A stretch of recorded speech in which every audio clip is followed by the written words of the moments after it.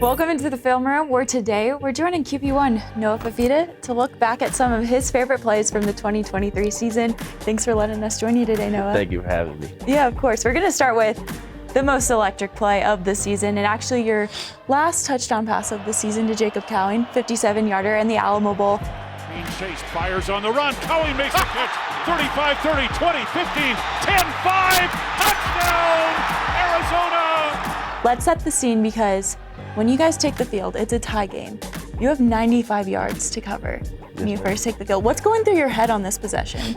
To be honest, this was a weird moment, and it's kind of cool kind of reliving this, but defense is what kept us in this game, obviously, from Dawn and Gunner's big play to Martell getting interception for us to tie the game with a field goal. So up to this point, offense couldn't get anything going. Kind of going onto the field, it was like, we got to get something going, one first down at a time, one play at a time. And then we ended up getting 2 first downs. T-Mac had a big play on a slant route that kind of got us into this situation. But this play was kind of like a blur, and it's kind of cool to relive it now, because there's just so many things that happen pre-snap that people don't even know about. Well, let's hear about some of them. Yeah, so I mean, to be honest, obviously I knew the situation, tie game, 5 minutes left, 3rd and 8. But Josh Peterson, that's my trainer. He's the one that kind of kept me healthy since I've been here, so shout out to him. But he's the one that knows that this is a 57-yard touchdown. I just remember throwing in Jacob Cowing doing the rest. But 3rd and 8, before this play, Jacob Cowing came back into the huddle and he was cramping. And I remember he came into the huddle and I saw him cramping, and I told him I was going to tell him to take himself out for one play so we could get him back after the first down.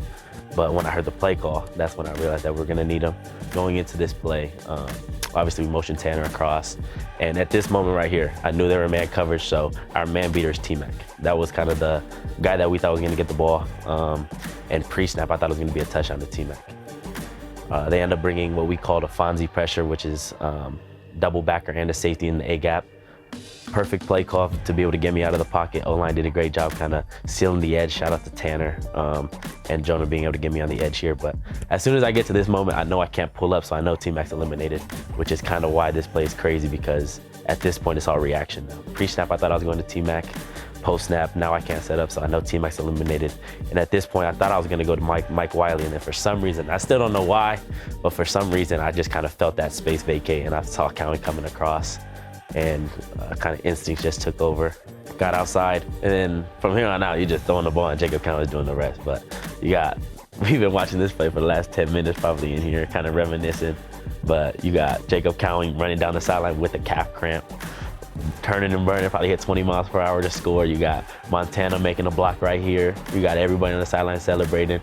But this is definitely the most electric play of the year.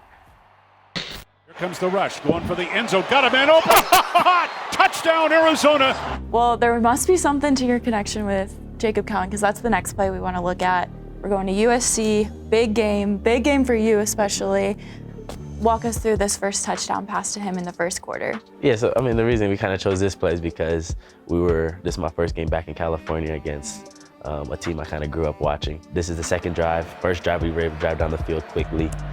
Only got a field goal out of it, and then this drive, obviously we get the ball back. I think defense had 2 3-and-outs in a row, so get the ball back, driving down again. And then this play was interesting because this whole week, we knew exactly what covers they're gonna be in. They'd like to run what we call field 6, so cloud to the field, which is kind of different. Most people run cloud to the boundary, cover 4 to the field. They were kind of flipped, so they ended up running cover 4 to the boundary. This guy's a really special player, Kalen Bullock, so they like to have him to the field, playing this whole deep half over here. So we kind of came into this game thinking that we're gonna get one-on-one with T-Mac. He had what we call an under takeoff, so a 5 yards, 1 step to the slant, back up, a double move, and then you had a down the middle with Cowing. So kind of all week this week, we thought Cowing was going to be able to hold Bullock in the middle, and we're going to get one-on-one with T-Mac, which is the purpose of this play.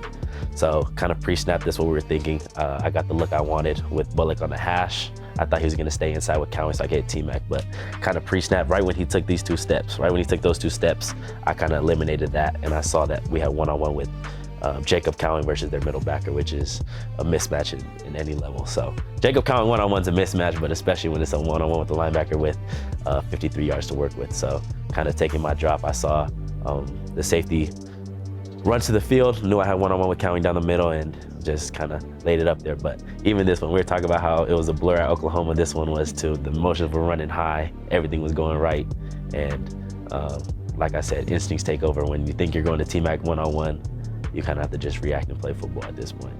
How many plays would you say you're just reacting that it's not going to go as planned?